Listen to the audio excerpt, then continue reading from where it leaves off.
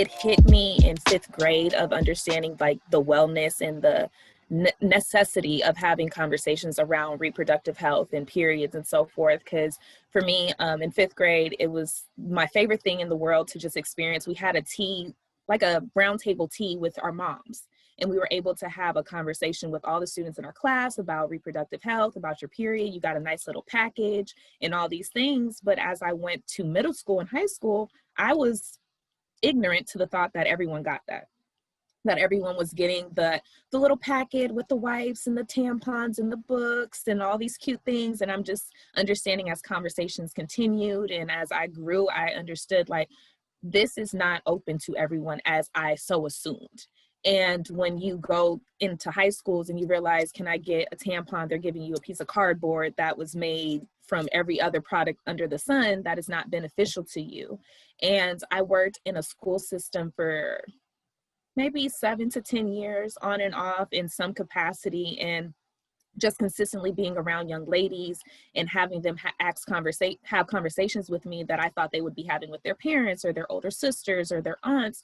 I'm realizing, okay, so you're very oblivious right now at what this looks like. And I was like, this is not okay. This is not how I want more young ladies to continue feeling about their bodies and being ashamed of what is a natural process for a woman. And I want them to feel confident because I know what it meant for me to feel confident when it came to my own period. I was aware, I was proactive. I call them period stories. And so a way to kind of break the barrier with all the women and the men that come in to help me package the bags.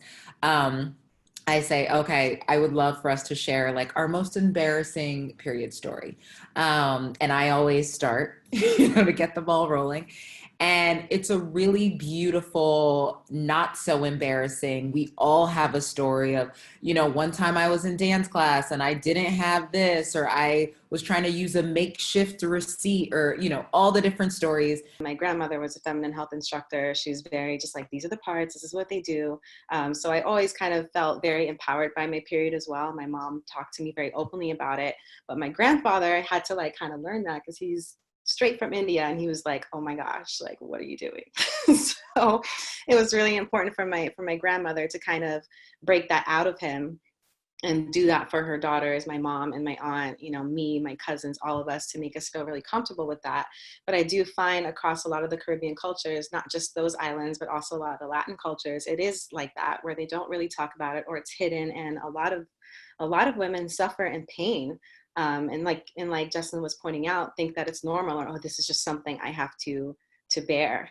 And we don't. So I think that it's really important that you're doing that and having those conversations, and having people from other cultures and religion who have a stigma with periods really speak and have a platform where they can just talk about it and feel free and feel empowered, and have people that understand them, because it's encouraging to them to help them, like you said, break those generational curses that we have that go along with periods, and also get the men involved, which is my favorite thing. I love having the other genders involved, the non-menstruators involved. And so one of the kids that came in, he was a high school boy who did not know anything about periods, and he got an earful, and it was wonderful.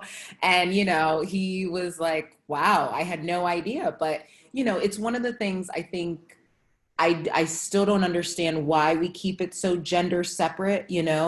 I've always been baffled by the separation of that. It should not be something that only us as women are talking about in bathroom stalls. And I make myself comfortable by telling them about myself.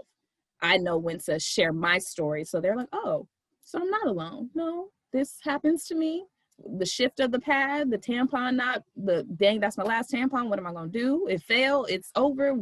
How do I manage this? So I try to, like you said, give your story, your period story, give some research, give some, context, and then continue the conversation from there. It has been really beneficial to me as far as just spreading that information about vaginal steaming and just overall reproductive health. Not everybody knows that we don't know what's in our tampons or our pads. We're just buying blind and trusting that these are safe products for use. I feel like things like that, mandating laws where you have to disclose this information and mandating laws where, you know, period products have to be in public restrooms. We deserve more and we deserve better. And I think that talking about it as boldly and as loudly and, you know, fighting for ourselves is the only way to go.